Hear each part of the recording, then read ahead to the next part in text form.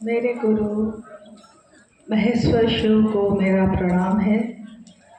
इस कालखंड के प्रथम शिव के शिष्य और हम सबों के परम आदरणीय वरेण्य गुरु भ्राता साहब श्री के चरणों में मेरा प्रणाम है। शक्ति स्वरूपा माँ नीलमानंद जी के चरणों में मेरा प्रणाम है और दुर्गापुर के इस हॉल में उपस्थित आप सभी गुरु भाई गुरु बहन के चरणों में मेरा प्रणाम है।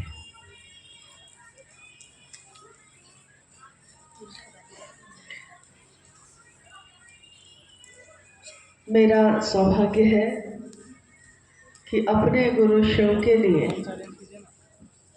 गुरु कार्य की व्याप्ति और ज़्यादा कैसे हो, इसके निमित्त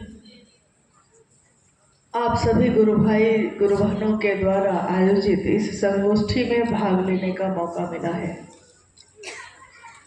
और आज सुबह से ये कार्यक्रम शिव शिष्यों की संगोष्ठी चल रही है। पूरा वर्धमान और खासकर पश्चिमी वर्धमान में सालों से शिव गुरु कार्य चल रहा है। शिव के गुरु स्वरूप से हमारा आपका जुड़ाव भी है। हम अपने जीवन में, दैनिक जीवन में बहुत सारे काम करते हैं। हर काम का एक परिणाम होता है। कोई भी काम अकारण नहीं होता, बिना परिणाम का नहीं होता।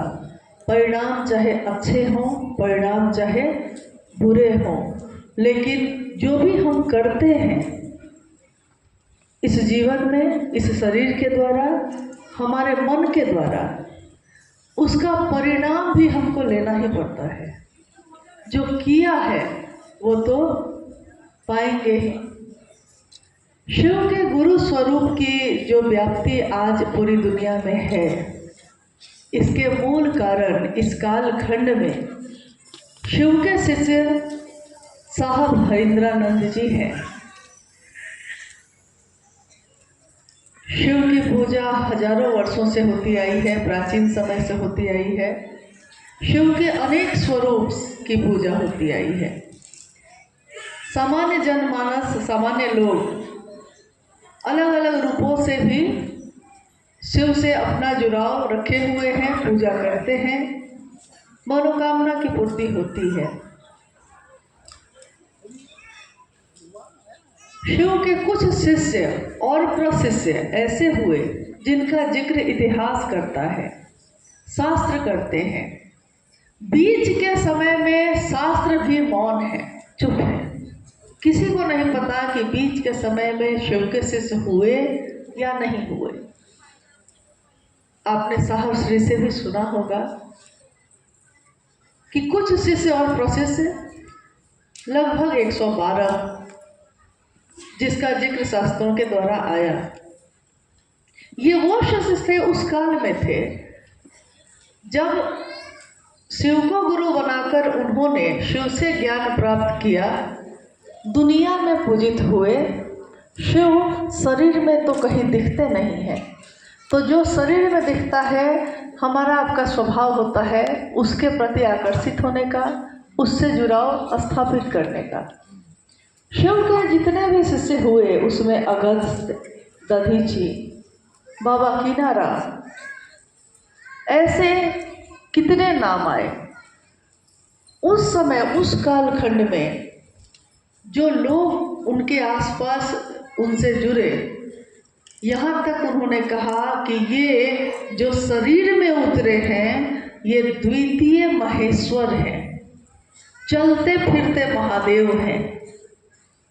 यानी उनकी छवि या उनके द्वारा आचरण जो प्रस्तुत हुआ दुनिया में, वो अनुकरणीय हुआ। लेकिन न जाने क्यों किसी ने भी शिव से सीधे हमारा जुड़ाव हो सकता है, ये बात सामान्य जगत के लोगों को नहीं बताई। कारण ये भी हो सकता है कि इसी कालखंड में जो काम होना था, जब जो तय होता है काम उसी समय होता है। भाई माली सींचे सौ घरा, ऋतु आए फल हो। जब ऋतु होगा तो फल तो तभी होगा। और क्योंकि ये गुरु कार्य का विस्तार शिव के एक शिष्य, अरे वहाँ बैठ जाओ, उसके बाद बोलो, जिनको हम साहब हरिंदानंद जी कहते हैं, उनके द्वारा होना था। इसलिए भी इस कालखंड में उस बालक का जन्म होता है 31 अक्टूबर 1948। आज जिस समय हम और आप ये संगोष्ठी कर रहे हैं अपने गुरु कार्य के लिए, इस समय भारत देश बहुत ही विपरीत परिस्थितियों से गुजर रहा है। और जब साहब हरिंदानंद जी का जन्म हुआ था, उस समय भी तुरंत भारत आज़ाद हुआ था वर्षों की गुलामी से। और इस आज़ादी को बचाने के लिए आज भी भारत देश के सीमा पे हमारे सैनिक लड़ रहे हैं। इसलिए हम लोग आज इस स्थिति में भी यहाँ इतने शांति से, इतने अच्छे माहौल में बैठ पा रहे हैं। लड़ते वो हैं, सुरक्षित हम होते हैं। ये जितनी भी बात साहब और दीदी की आपने अभी सुनी, शिव शिष्यता की व्याप्ति, पृष्ठभूमि, प्रयोजन, इसके बारे में अभी मंडल सर ने आपसे बात की। एक झलक है साहब के जीवन की उन घटनाओं की जिससे उनका जीवन, उनका मन प्राण गुजरा। मानसिक गुलामी से आज़ादी दिलाई उन्होंने, इसके लिए लड़े वो और आज़ाद कौन हुआ? हम। आज भी लड़ रहे हैं वो और बचा रहे हैं किसको? हम लोगों को। तो जिस तरह सीमा पे कोई सैनिक खड़ा होकर अपने देश के लोगों की रक्षा करता है तो देश सुरक्षित होता है, उसी तरह इस धरती पे साहब हरिंदानंद जी ने मानसिक गुलामी से आज़ादी दिलाई। ये कैसी आज़ादी थी? मन कैसे गुलाम था? क्या इस पे किसी व्यक्ति का नियंत्रण था? तो ऐसा नहीं था। आध्यात्म के संक्रांति काल से ये दुनिया गुजर रही थी। उस समय कहीं कोई रास्ता दिखाने वाला नहीं था। गुरुओं की तो बाट उस दिन भी थी, आज भी है, लेकिन शिव की तरफ चलाने वाला कोई नहीं था। सब अपनी तरफ चलाते थे। सब ये कहते कि मैं ही ईश्वर का रूप हूँ। कितने लोगों ने तो ईश्वर का नाम ही अपने नाम के आगे जोड़ लिया। यानी आपको ईश्वर तक पहुँचने नहीं देना है, ये तो सबने ठान रखी थी उस समय भी, और आज के समय में भी ऐसा ही चल रहा है। सही गुरुओं का अभाव था। सन 1980 का वो दशक, जब साहब ने 1974 में शिव को गुरु माना, और शिव को गुरु मानने के कुछ ही समय के बाद बिहार प्रशासनिक सेवा में पहली परीक्षा में उन्होंने पदाधिकारी के रूप में अपना योगदान बिहार सरकार में दिया। एक तरफ उनका मन शिव को गुरु माने हुए था, एक तरफ आपने अभी सुना। देखिए, मेरा निवेदन है कि इस बात को थोड़ा गौर से सुनिएगा, क्योंकि जब तक हम गौर से किसी चीज़ को सुनते नहीं, हमारे मन में वो प्रवेश नहीं करता, और जब मन में प्रवेश नहीं करता है तो हम उसका एहसास भी नहीं करते हैं। साहब ने शिव को गुरु माना, लेकिन इसके पीछे की कहानी बहुत लंबी है। 14 वर्षों तक अपने जीवन में कितने लोगों को गुरु मानकर वो ठगे गए, छले गए। हताशा और निराशा में उन्होंने अपनी पीड़ा को, आओ चले शिव की ओर में, आओ चले शिव की ओर का जो आलेख है, जब भी आप पढ़िएगा उसमें आप पढ़िएगा इस पंक्ति को कि साहब ने कहा, ये वो समय था जब शरीरी गुरुओं से मैं ठगा गया था। 14 वर्षों तक लगातार। यहाँ तो एक दिन कोई ठग देता है तो आप कितने साल तक बेचैन रहते हैं, पूरा रिएक्शन में रहते हैं। कोई कुछ बोल दिया कि बर्दाश्त नहीं होता, और यहाँ तो हर जगह उन्होंने अपनी निष्ठा दी, समर्पण दिया, सेवा दी, प्रेम दिया, विश्वास किया। विश्वास टूटता रहा। और उन्होंने एक पंक्ति लिखी है कि मेरे मन की दशा उस समय ऐसी थी कि जैसे कोई पहाड़ बर्फ का हो और उस पे से कोई व्यक्ति, किसी का शरीर फिसल जाए, पहाड़ से, बर्फ के पहाड़ से कोई व्यक्ति गिर के नीचे घाटियों के तरफ गिरता ही चला जाए, तो कैसे उसके शरीर को वो बर्फ के टुकड़े लहूलुहान करते हैं। साहब ने कहा कि मेरे मन की दशा उस समय ऐसी ही थी और आंखों के सामने शमशान का भयानक अंधेरा था। शमशान का अंधेरा उन्होंने अपने जीवन में देखा था, लेकिन ये अंधेरा उस समय उनके मन प्राण में था। शमशान की भयावह अंधेरे रात उनकी आंखों के सामने थी, कहीं कुछ दिखाई नहीं दे रहा था। और उस समय कहते हैं कि जब चारों तरफ अंधेरा हो, रोशनी की एक किरण सारे अंधेरे को दूर कर देती है। रोशनी की एक किरण, एक विचार जो उस समय उनके उस मन में आया, जब आरा जिला के गांधी शमशान में आधी रात में वो बैठे हैं और अपने पिछले 14 वर्ष के जीवन को देख रहे हैं, और उनके मन ने ये सोचा कि कहीं कुछ हासिल नहीं हुआ। मन में एक विचार आया। मेरे पिता कहते हैं कि गुरुर ब्रह्मा गुरुर विष्णु गुरुर देवो महेश्वर गुरु साक्षात परब्रह्म तस्मै श्री गुरुवे नमः। अक्सर लोग इस श्लोक का कुछ और अर्थ समझते हैं। लोग कहते हैं कि गुरु जब ब्रह्मा भी हैं, गुरु जब विष्णु भी हैं, गुरु जब रुद्र भी हैं, तो सिर्फ शिव को गुरु क्यों माने। लेकिन साहब श्री ने कहा कि इस श्लोक का ये अर्थ नहीं होता।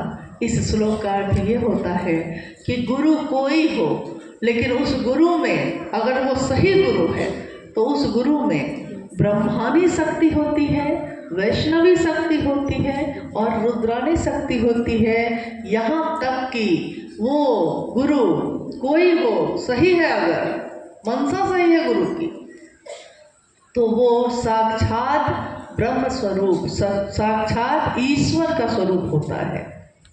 साहब श्री ने कहा कि मेरे घर में मेरे पिताजी मेरी माँ को कहते थे हमेशा, मलकिनी भगवान शिव के कहल जाला। और ये पंक्ति उस समय उनके मन में प्रवेश करती है।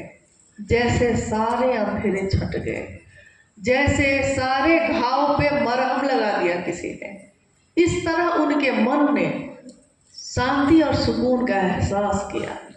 लौटे पटना, वहाँ से उन्होंने माँ नीलम आनंद जी को चिट्ठी लिखी। नीलम, मैंने शिव को अपना गुरु बना लिया है, तुम भी शिव को अपना गुरु बना लो। उस समय माँ नीलम आनंद, उनके बारे में आपने अभी सुना, एक राज परिवार की बेटी मनातुगढ़ के उस 7 आंगन के घर में रह रही थी, क्योंकि साहब लॉ की पढ़ाई कर रहे थे। सन 1972 का में शादी हुई थी उनकी, और सन 1974 के नवंबर की ये घटना है। माँ नीलम आनंद ने इतने दिनों में समझ लिया था कि मेरे पति जो हैं वो जिस चीज़ की तलाश कर रहे हैं वो अभी तक मिली नहीं इनको, और उनको मिल जाए। यहाँ सिर्फ पत्नी का मामला नहीं है, यहाँ सिर्फ पति का मामला नहीं है, मिल जाए इसकी प्रार्थना में वो रत थी लगातार। जिस दिन ये मिला तो उनके मन ने भी शांति का अनुभव किया। चलिए मिला तो, ठौर तो मिला, एक जगह तो मिली। और उसके बाद लॉ की पढ़ाई पूरी हुई, बिहार प्रशासनिक पद पे गए वो, परिवार को लेकर फिर पाटन आए, पाटन से फिर मधेपुरा गए। आपने सुना सन 1982 में जब मधेपुरा में ये घटना जो हुई प्रसाद चढ़ाने की, अभी आपने सुना है,